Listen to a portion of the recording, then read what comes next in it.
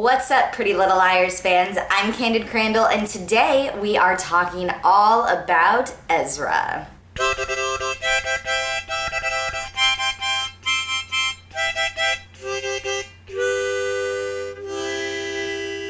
So for those of you who have watched my recaps, you're pretty aware that the bomb that was dropped on us last week about ezrA killed me. Oh god. And I was so distraught that I felt that I just needed to think about it further before accepting any of it. We see ezrA in A's lair, supposedly A's lair, we don't know, and he looks pretty angry, and everyone is under the assumption that he's angry because the girls have found his lair. I think that that is a pretty big jump to make. With this show in particular, I am very hesitant to look at anything at face value. So some big questions that I had when ezrA was first revealed to be A. Is ezrA the one behind all of these A texts? Every single one? Or is it somebody else? Does ezrA truly love Arya? Or was he using her this entire time to get to Allie? What is ezrA's connection to Mona, Toby, Melissa, Wilden, Ren, Jenna, Shauna, Lucas, all of these people that have supposedly been involved, Cece Drake? How does he know all of these people? Because seemingly he's had zero interaction with any of them. If A knows absolutely everything, like we assume A too, how on earth does ezrA not know that Malcolm existed, one, and two, that he was actually not his biological son? I read a tweet from Marlene King where someone had asked her whether or not ezrA as A has been something that they've been planning since the very beginning of the series, or if it was a more recent twist. She answered the person that it's kind of always been floating around, however they did not commit to the decision until after Mona was revealed as A. Keeping that in mind, a lot of the things from any of the seasons where Mona hasn't yet been revealed as A may not even apply to any of this stuff, but I went back and looked anyways. Oh, it's so freaking hot. Doing this with a fever is difficult. A lot of the letters from A are written on a typewriter. Who else do we know that has a typewriter, guys? Other than Jenna. But Jenna couldn't see in season 1, so I'm going to make the assumption that it could have been ezrA typing those notes. Also, the note that Ella gets informing her that Arya has been lying about Byron's affair for so long comes to her house directly after Arya and ezrA have a fight about her parents and she ends up leaving his apartment. He could have been upset that she left and was taking retaliation against her. When Noel Khan is supposedly harassing ezrA and we think that Noel is A, and he writes on the top of his paper that he thinks it deserves an A, was he really on to ezrA? Maybe Noel Khan knew this whole time and none of us did. Maybe the most important question that I had from season 1 is what in the fuck is ezrA doing at Allie's funeral? At first I was like, oh, well maybe he's there to support Arya. But that can't be the case because he specifically sees Arya at the funeral and asks, oh, was she one of your friends? Meaning that he has no idea of the connection between Allie and Arya. Why is he there if he doesn't know her and he's just started teaching and he's not there for Arya? He would have had to have known her somehow, right? Ella asks ezrA if there is anyone that he knows of that might want to use his relationship with Arya to hurt him. His response is that there may have been once, but not anymore. When I first heard it, I thought, oh, maybe he's talking about Jackie. Maybe he's talking about Maggie. He could be talking about Allie. Allie probably wouldn't want Arya messing with one of her boy toys. The girls get a text from A that says, imagine what I could do with 50 grand. Remember in season 3 when ezrA has all of that money in his sock drawer? Close to about $50,000 in cash. And that also happens to be the amount of money that Jason was offering as a reward for information about Allie. He says that he sold a car, that he was trying to fix it up for years and that he just never got the chance to. I don't think that an unfinished old car would be able to sell for $50,000 in cash. When A is supposedly in Montecito running down Caleb's mom, ezrA is mysteriously absent during that episode. Spencer mentions that this A does not feel like a high school girl playing games. games. Ezra Fitz is certainly not a high school girl playing games now, is he? When Arya and Hannah go to visit Mona in Radley, Mona speaks in code to Hannah. Now,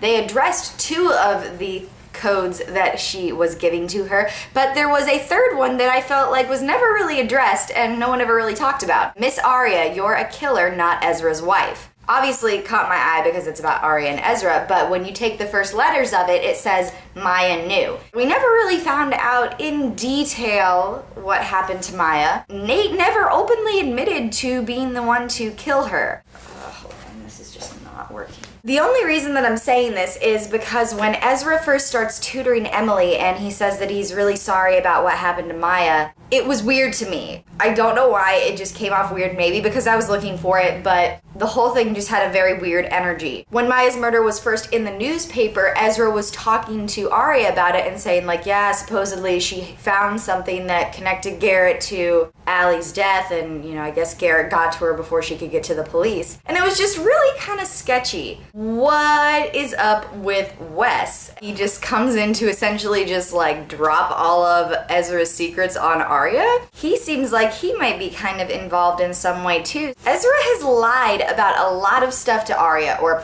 lied. He's omitted the truth in a lot of situations. When she finds out about Jackie, oh yeah, I was engaged. Sorry, that slipped my mind to tell you that. Oh, also slipped my mind that I may or may not have gotten a girl pregnant in high school and she may or may not have had my kid. Until he is essentially confronted with the fact, he never really comes clean about anything. I would have thought that when she initially found out about Jackie, that then would have been the time to mention Maggie. If it was only Jackie and Maggie, don't you think he would have just doubled up on giving her both of those tidbits of information at once? That to me suggests that there is a lot more hidden that he's just trying to keep under the surface as best he can. In the Halloween episode, The Ghost Train, Ezra says that he has a meeting in Philadelphia about ghostwriting, so he's not going to be able to be there. Yet somehow, at the end of the train ride, after everything that has happened, he's just miraculously there to comfort Arya. Oh, I was at the end and I was going to surprise you, and then I heard someone got hurt, so I drove along the tracks. One, what made you assume that it was Arya that got hurt? Why wouldn't you just wait? 2, if you had a meeting and you weren't going to be able to make it, but you were still able to make it to wait for the train to...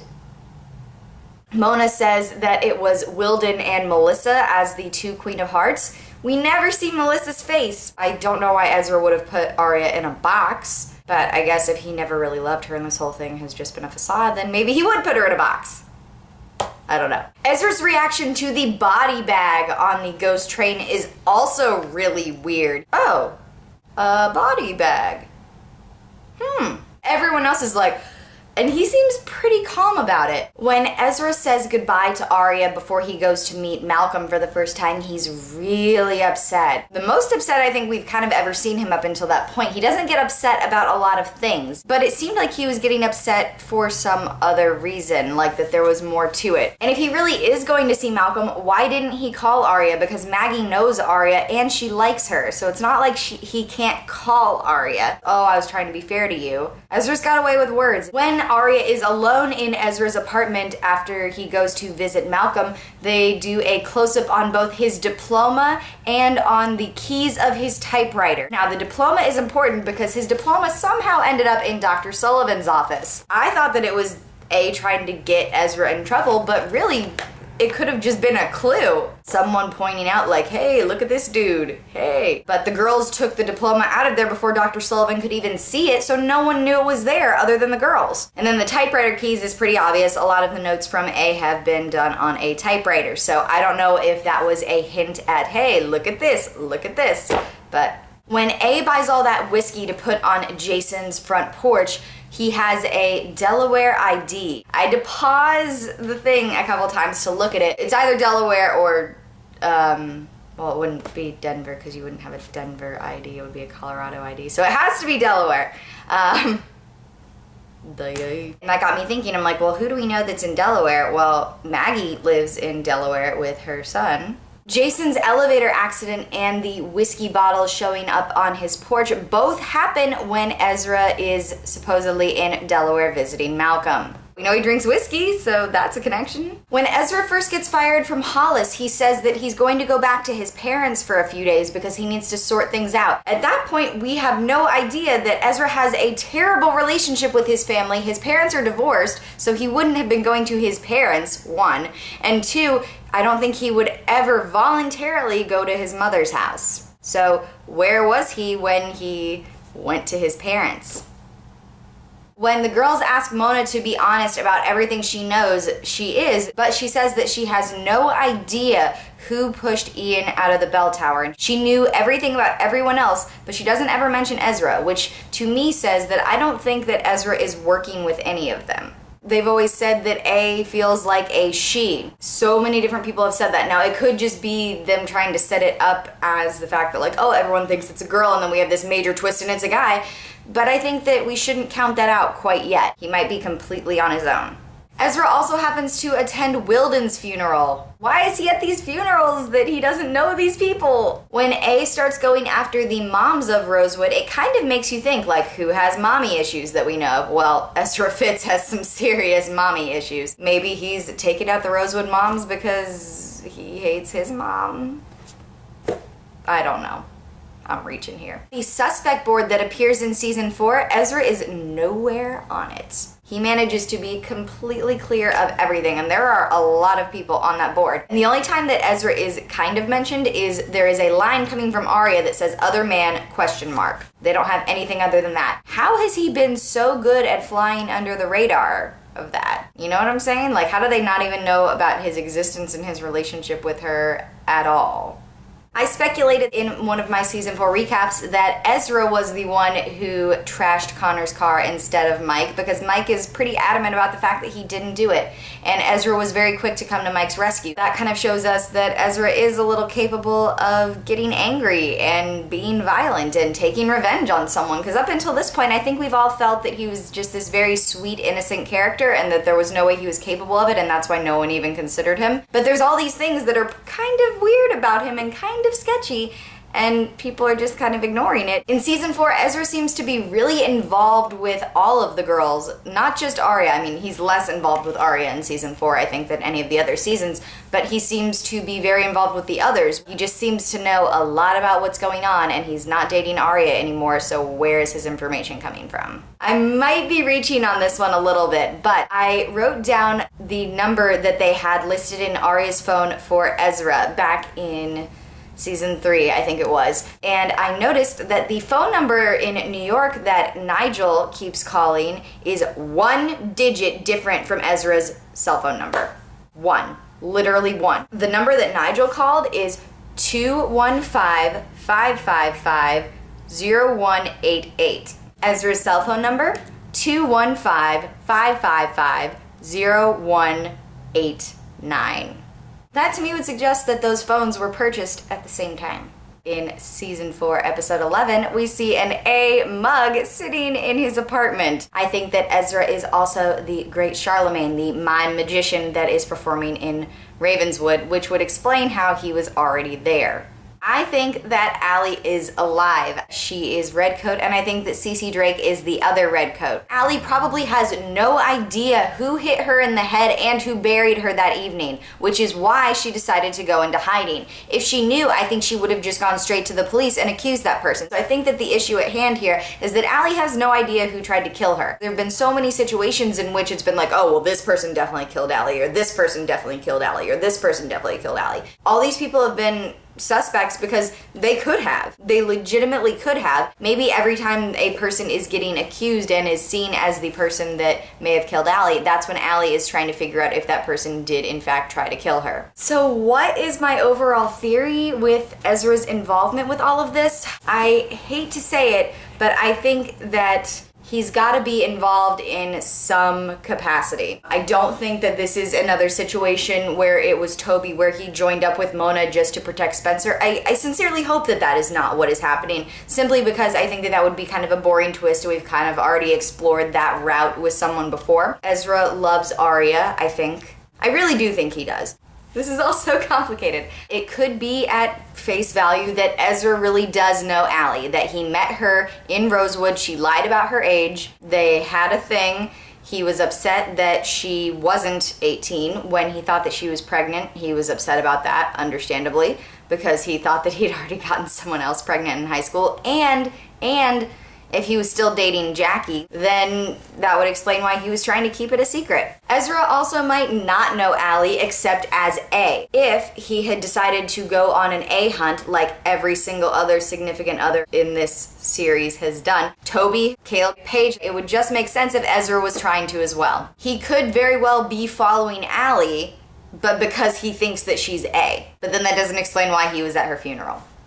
ezrA could be the A that was harassing Allie, perhaps for reasons that we don't know yet. Allie had a lot of relationships with a lot of different people, and we just have no idea what enemies she made when. So maybe she made an enemy of ezrA while he was at Hollis College. We do know that he was there because there's the flashback of Arya going to visit her dad's office and bumping right into him in the hallway. So we know that ezrA Fitz is present at Hollis when Allie is still alive. All in all, I think that we should not be too quick to judge exactly what ezrA's involvement with all of this is. Just like with every other big twist that they reveal in Pretty Little Liars, I think that there's more to this one than we're seeing at first. Unfortunately, I think our dear ezrA might be up to something not so good. What that is exactly, I don't think we know yet. Bottom line, even if he is A, I still like him better for Arya than Jake. What were your thoughts on the big ezrA as A reveal? There are a lot of ways that they could take this. I'm really excited for Ian Harding because I think that as an actor he's going to get to play some really interesting stuff coming up in the rest of this season, and I bet that was a lot of fun for him. I am ready for him to explain what the hell he's doing in that room. And I really hope that it's not as bad as we all think it is, but it might be. Guess we'll just have to wait till October 22nd to find out. If you don't already, you can follow me on Twitter. My username is CandidCrandell. You can also follow me on Tumblr, username CandidCrandell. And you can follow me on Instagram, username, you guessed it, CandidCrandell. I put out videos every Tuesday and Thursday on my channel, so make sure you subscribe so you don't miss any of them. Thank you guys so much for watching, and I will see you again on Tuesday. Bye.